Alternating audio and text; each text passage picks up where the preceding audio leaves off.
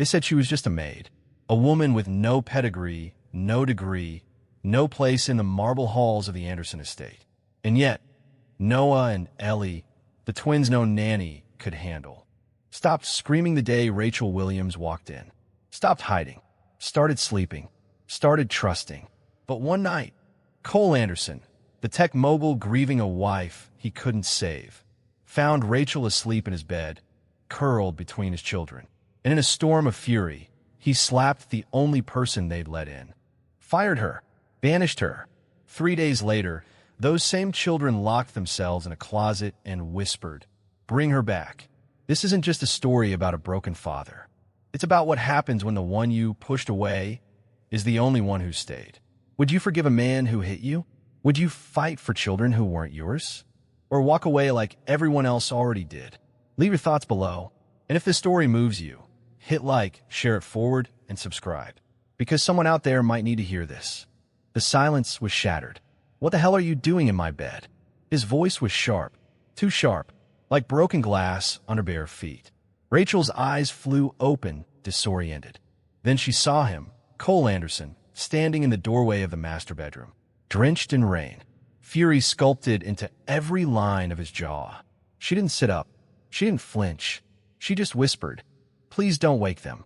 On either side of her, Noah and Ellie slept with their foreheads tucked under her arms. Their small fingers clung to the sleeves of her sweater like anchors. "You need to get out," Cole said. "Now." She kept her voice low. Ellie had another night terror. "No, got a nosebleed.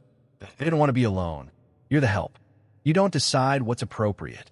Then came a sound, a crack, swift and sharp, as his palm struck her cheek. Rachel staggered back, but didn't fall. Her hand rose to her face. She didn't cry. She didn't scream. She looked at him, straight into him, and said nothing. Cole's voice was shaking. "You're fired." The words didn't sting her as much as the look on Noah's face as he stirred. His eyes opened halfway. "Rachel," he mumbled groggy. Rachel knelt, brushed Ellie's curls, kissed Noah's forehead. "Sleep," she whispered. She picked up her shoes, walked past Cole, down the staircase lined with portraits of people who'd never known her name. Mrs. Dorsey turned as Rachel reached the bottom. Her eyes fell on the red mark across Rachel's cheek. Her hands tightened around the laundry she was folding. Rachel didn't explain. She didn't excuse. She opened the front door. The rain had slowed. She stepped out barefoot, her coat pulled tight, her dignity tighter. Behind her, the door slammed shut. Inside the house, 2 children slept. Not drugged, not broken, just sleeping, and a man stood in silence. Realizing the calm they'd found was the very thing he'd just destroyed. The house was still, the kind of still that feels like the aftermath of something you can't name, only feel in your chest. Cole stood by the window in the downstairs den. He hadn't slept. His shirt was still damp from the rain, sleeves rolled, collar open. A glass of scotch untouched on the table next to him. The storm outside had passed, but inside him, the thunder hadn't. He looked over at the fireplace.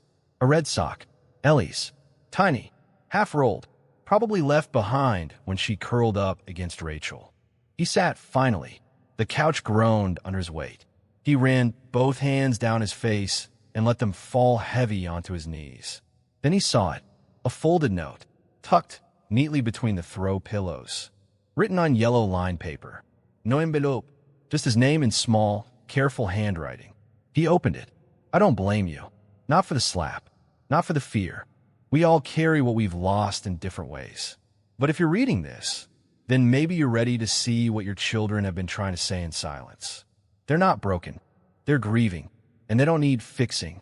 They need a father brave enough to feel again. Tell them I love them. Tell them they were safe with me, even if I never come back." His hands trembled. A voice cleared behind him. It was Mrs. Dorsey, standing with a laundry basket. She didn't speak at first, just looked at the note in his hands. She left that before she walked out, she said. Didn't ask for a car. Didn't even take her full pay. Just her shoes. Cole looked up. "She slept in my bed." "No," Mrs. Dorsey replied. "She slept where your kids found peace." He didn't answer, just looked back down at the letter. Mrs. Dorsey sat beside him, uninvited. "You know the last one? The nanny before her?" Cole shook his head. Quit on day 3. Said the twins stared at her like ghosts. Wouldn't speak. Wouldn't eat. She paused, then added softly, they asked for her this morning. Called her name like a prayer. Cole leaned forward. His hands tightened around the letter. I hit her. Mrs. Dorsey didn't flinch. She looked at him like a mother would a son who finally admitted the truth. Then you make it right, or they'll never look at you the same. He didn't respond. Just stood up slowly, walked to the staircase, and placed the note back on the table as if it belonged there permanently. From upstairs, the sound of Ellie's soft cry broke the silence. Then Noah's voice, muffled and tender. She's not coming back, is she? Cole closed his eyes, then whispered to the empty room, God help me, what have I done? He didn't need an answer, because some silences don't need to be filled. They just need to be heard. Rachel sat alone on a cracked bench at the corner of 7th and Willow. The rain had stopped hours ago, but the streets still glistened like the world hadn't dried its eyes yet. She didn't check her phone, didn't call anyone. She just sat, hands buried deep in the sleeves of her coat, staring across the street at the neon buzz of a closed diner. The city moved around her like she wasn't there. Cars passed. A bus hissed to a stop and opened its doors. She didn't move. The driver waited, then pulled away. She wasn't waiting for a ride. Not really. She was waiting for the ache in her chest to settle into something she could name. Her cheek still stung. Not from a slap. She'd been hit harder by life. But it was the moment after. The silence in his eyes. Like she was something to be erased. A boy passed by in a hoodie 3 sizes too big, dragging a skateboard behind him. He slowed as he reached her, hesitated, then offered a steaming paper cup. Still hot, he said. I don't like coffee anyway. Rachel blinked, caught off guard. Thank you, she murmured. He didn't wait for a reply, just shrugged and kept walking. She held the cup, letting the warmth sink into her fingers. For a moment, her eyes drifted shut. In the darkness behind her lids, she saw her son again. Marcus, 6 years old, laughing, covered in pancake batter. He used to say, Mama, even the clouds are softer when you're home. He'd been gone 3 years now. A drunk driver. Broad daylight. She'd been late to pick him up by 7 minutes. Rachel opened her eyes. The world came back in focus. She sipped the coffee. It was bitter, burnt, but real. And for the first time since stepping out of that house, she let herself breathe. Not because she was okay, but because she remembered why she stayed. Why she got up that morning. Why she held Ellie through night terrors. Why she cleaned crayon off the walls and taught Noah how to tie his laces. She didn't just care for those kids. She saw them. And in some strange way, they saw her too. Morning crept in like it was afraid to wake the house. Light filtered through the heavy curtains in muted gold, brushing over scattered toys, crumpled pajamas, and silence. For the first time in weeks, the Anderson twins didn't leap out of bed. They sat on the floor, backs against the wall, arms wrapped around their knees. Noah clutched Ellie's stuffed rabbit. Ellie clutched Noah. Mrs. Dorsey peeked in, a breakfast tray balanced in her arms. Morning, sweethearts, she said, gentle. No answer. She set the tray on the rug and knelt beside them. You didn't eat dinner. You gotta eat something. Noah's eyes flicked up, distant. Is she okay? Ellie didn't ask. She already knew. Kids always do. They feel it before they understand it. She didn't say goodbye.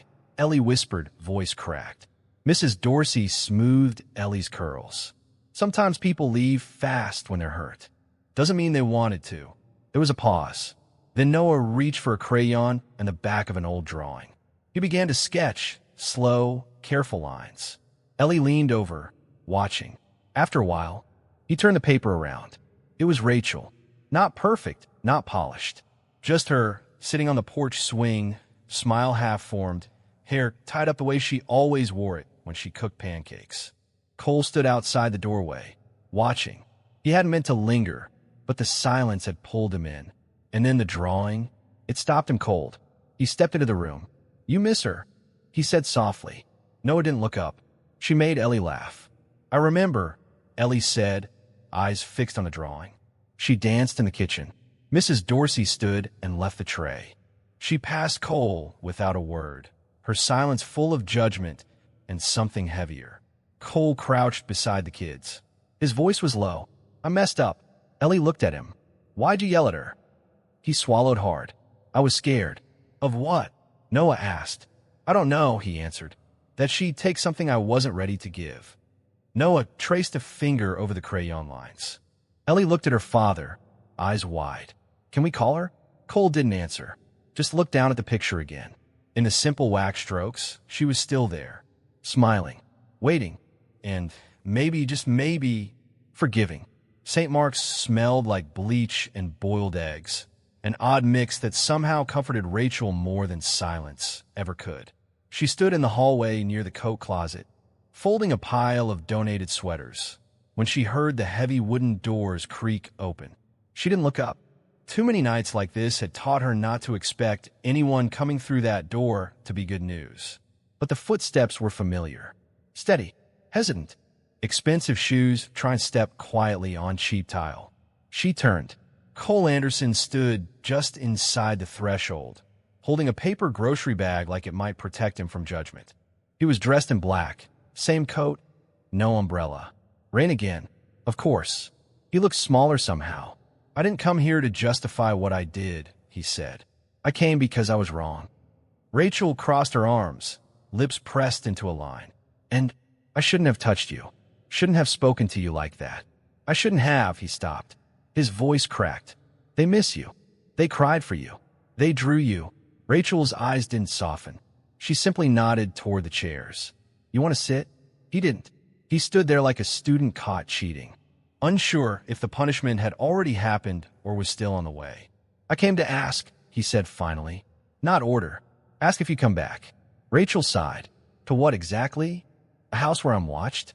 Where a man thinks I'm crossing a line by comforting his children. They trust you, he said. I trust you. You trust control, she replied. You trust routines and locked doors and calendars. But people scare you. Cole stepped forward, the paper bag shaking slightly in his hands. I brought their drawings, he said. They made them for you. She didn't take the bag. She didn't need to. The gesture was enough. I'll come back, she said slowly, but on my terms. He looked up, eyes wide. Anything. No more cameras in their rooms. You sit at the table. You hold your own kids when they cry. You let them see you break, so they know it's okay to heal. Cole nodded. His voice was barely audible. Okay. Rachel held his gaze. And no more raising your hand to anyone. Ever. He swallowed hard, then whispered, never again. Outside, the rain began to slow. Inside, something cracked open quietly. Not forgiveness. Not yet. But maybe the start of something close. The kitchen smelled like cinnamon and something burning. Rachel didn't flinch. She simply turned off the stove, slid the scorched toast onto a plate, and smiled as Noah wandered and rubbing his eyes. You okay with crispy this morning?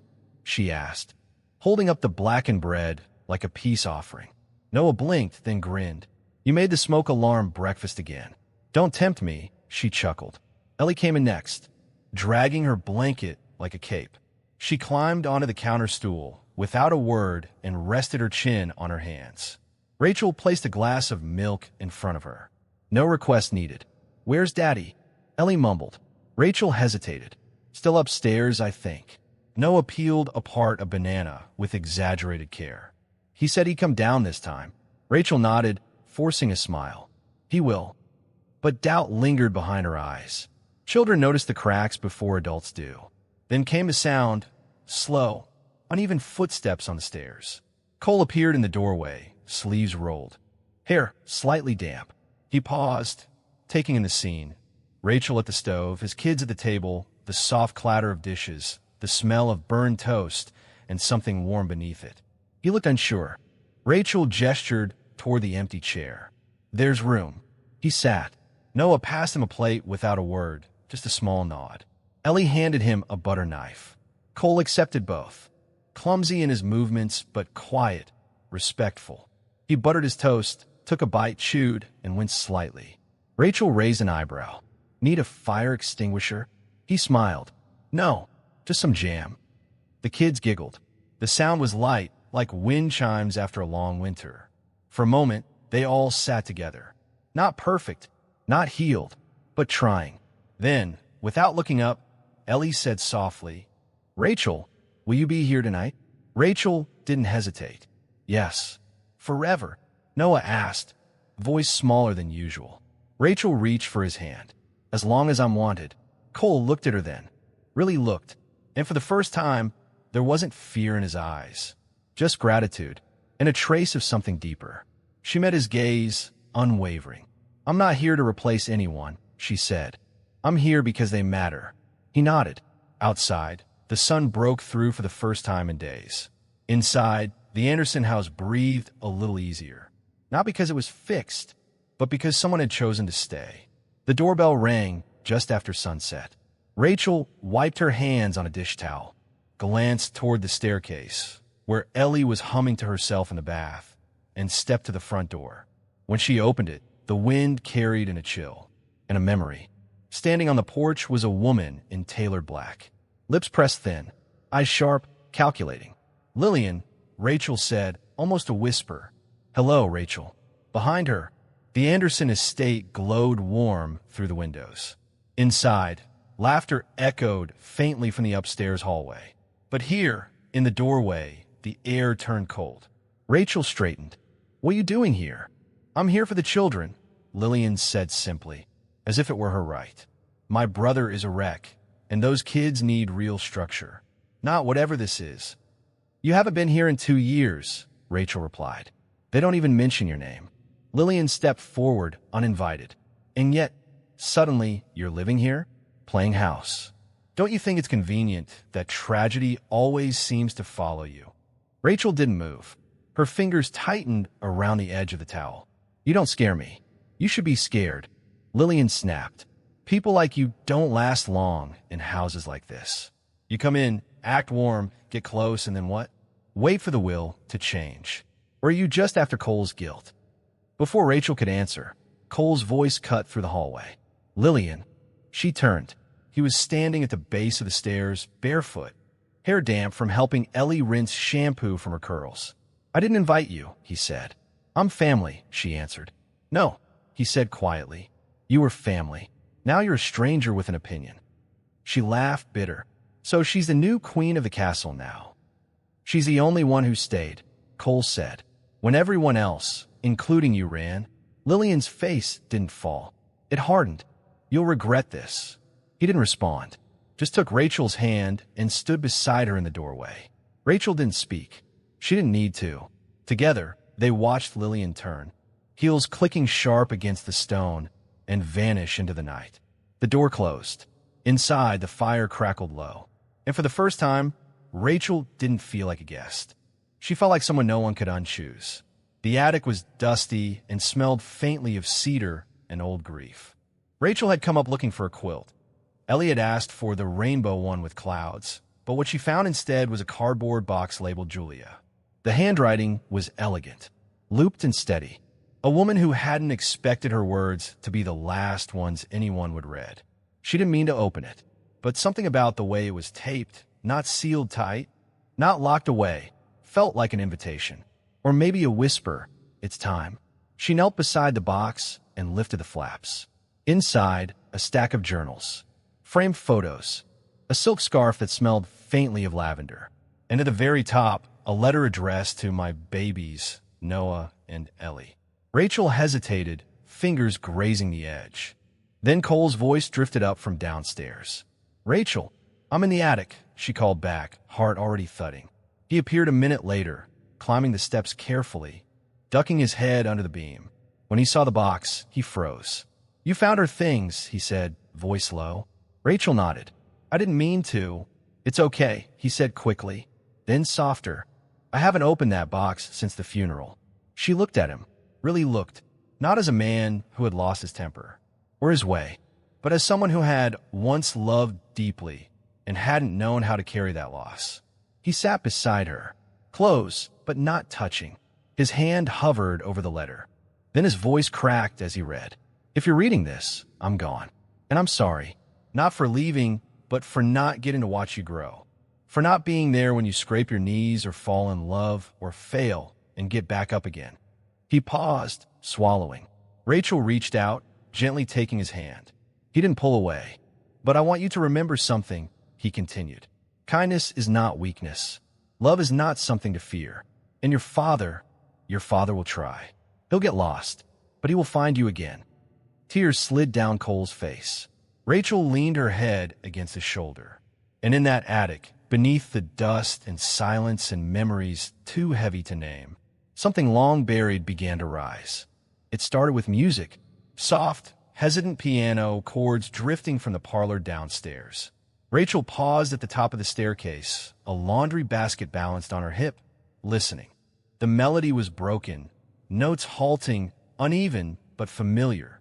Twinkle, twinkle, but slowed down, gentler, like someone remembering it rather than performing it. She followed the sound, each step careful, like stepping into someone else's memory. In the parlor, Cole sat at the piano, Ellie beside him.